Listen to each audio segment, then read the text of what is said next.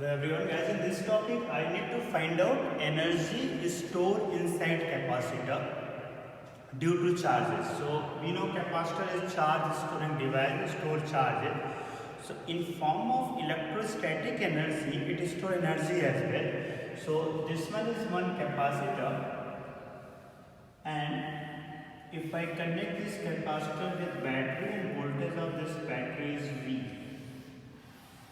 And I need to find out how much energy this capacitor will store. Obviously, it will store some charges. Net charge will be there, but net charge will be 0. But on this plate, some positive charge will be there. On this plate, there will be negative charge. Potential of this battery V. So, if you see overall this capacitor, it will store energy. Overall charge will be 0 because this one is positive and this one negative. So, net charge will be there. Net charge will be 0, but it will store energy in form of electrical energy that we need to find out. Let's say capacitance of this capacitor is C. Now, voltage of this one V and capacitance C. So, how much charge will be there at any time t if I need to find out charge on this capacitor? So, we know formula Q is equal to C into V. So now this capacitor is charged. So Q charge is there. Like capacitor is charged little bit. So Q charge reach at this point. Now if extra charge is coming from this battery, initially Q charge reach at this point. Now if extra amount of charge coming from this battery, so this charge Q, whatever charge already there on the capacitor, that charge will repel that excess charge. Once again I repeat this thing. First this capacitor charge and charge of this capacitor Q. Now we are getting extra charge due to this battery. So this charge will repel that excess charge. It means there will be some work done, and whatever work done will be there, that work done itself is stored as a potential energy inside a capacitor. We said total energy because kinetic energy we don't count. So potential energy of the capacitor or else total energy of capacitor. So this Q charge already there. If extra charge we are putting due to this battery. So this charge will try to repel that excess charge. So if try to repel that excess charge, it means we have to do some extra work done, and that work done itself is stored as a potential energy of a capacitor. So, how to calculate that work done? We know this formula, W is equal to integration, V is equal to W divided by Q. This is the formula, this is the basic formula of potential. Like it's a definition of potential, so we can also write W is equal to V into Q. That is for constant value. If it is variable, so integration form what we write, dW is equal to V into dQ. Means if I integrate this one, so I can write W is equal to integration V into. So using this formula, I can calculate work done. Work done to put dQ charge, work done to separate dQ charge from this to this one. That work done we can calculate, and this work done itself a potential energy of a capacitor. Now what we will do in place of this V, I use this formula. So if I use this formula, you can see V is equal to Q divided by C.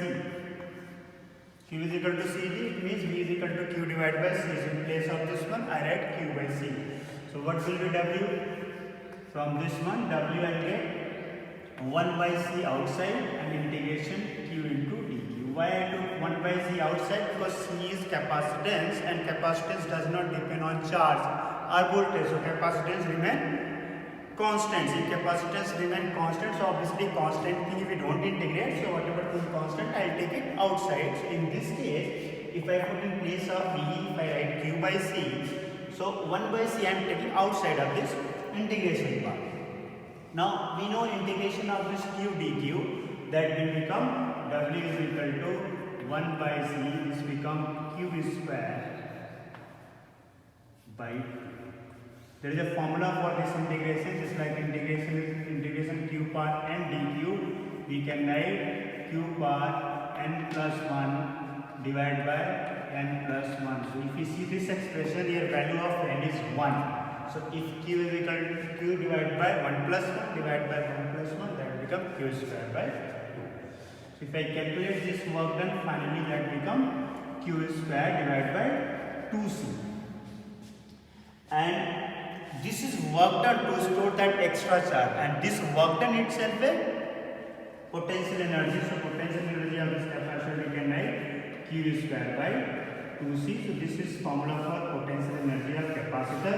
If you see this formula is in terms of charge and capacitance. See, in this formula charge is there, capacitance is there. So this formula will be in terms of charge and capacitance. Now you can also convert this formula. In place of Q I can write CV from this.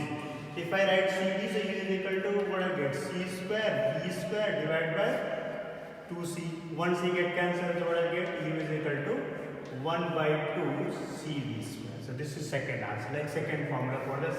Same thing in fact, this is formula for potential energy, this is also formula for potential energy. This is terms of charge and capacitance, this one in terms of capacitance and voltage. Now obviously in place of V, what I can write? In place of V I can write Q by C. So or else in place of C, what I can write? In place of C I can write Q by V. So if I write Q by V over here, so in place of C, if I write Q divided by V, so I'll get this formula is equal to 1 by 2 Q into V. 1 V get cancelled. So there are three formulas. Basically there is one formula, but this one in terms of charge and capacitance, this one in terms of capacitance and voltage, and this one in terms of voltage and charge. This is energy of a parallel plate capacitor. This is energy formula for parallel plate capacitor. So total energy will be this one. Now one more term is there in this one, this topic only, energy density. Energy density means that energy per unit volume. So if I take parallel plate capacitors, energy per unit volume, for unit volume whatever energy is there, that is energy density. For example, this one is capacitor and we are calculating energy density, in this case energy density. So and length of this one is D, and cross section area of these two plates same. So if I need to find out energy of this capacitor, we know energy of this capacitor is equal to 1 by 2 CV square. Just 1 minute back I calculated energy will be 1 by 2 CV square, or else 1 by 2 Q square by 2 C, or else 1 by 2 Q into V. That will be energy. What I want to find out, energy density. Energy density means energy per unit volume. So I will write EV is equal to energy density. Okay, we'll write complete thing. Energy density is equal to energy divided by volume. This is called energy density. So if we see energy of this capacitor half CV square, so energy of this capacitor will be 1 by 2 CV square, and volume is equal to area into height. So area of this capacitor is what? A, and what's the height of this one? D. So area into height, that become volume. So this is energy density. I'll write this formula, I'll write this complete thing. This is energy density.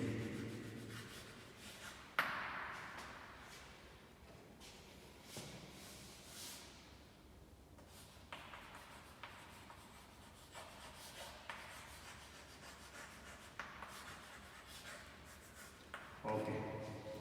Now in place of C, it's a parallel plate capacitor. We already know it's a parallel plate capacitor. We are talking about parallel plate capacitor. Actually the heading should be energy density of parallel plate capacitor. So we are talking about parallel plate capacitor only.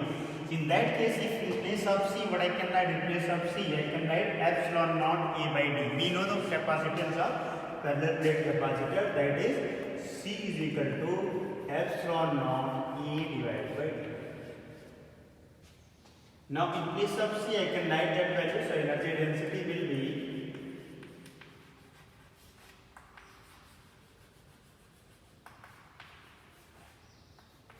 one by 2 epsilon naught A divided by D into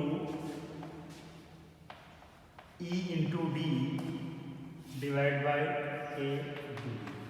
What is E into D? Actually, in place of this V, I am writing E into D. There is a formula between V and E. There is a relation between V and E. So we can write V is equal to E into D. Actually, relation is V is equal to integration E dot dr. So here it's a uniform. In this region, electric field is uniform. So simply we can write V is equal to E into D. In this formula, what I did, and this one, in place of C, in this C, I replace by this value, and this V is equal to E into D. So I got this one. So if I calculate this whole thing, you can see this A and A get cancelled, and this is the square. So if I calculate this whole thing, so energy density of a capacitor, that will be 1 by 2 epsilon naught into E square. If we calculate this whole thing, here A and A get cancelled, this D get cancelled, and this D square, 1D. If you calculate this thing mathematically, it's a simple math. If you calculate this one, you get 1 by 2 epsilon naught into E square, and epsilon naught we know permittivity of free space, and E is an electric field. While this is the formula for energy density of a parallel plate capacitor. Means we derive this formula only for parallel plate capacitors. In other cases also it's applicable, but in not always, but not every case. We cannot apply this in every case. But specifically we derive this formula only for parallel plate capacitors. Thank you.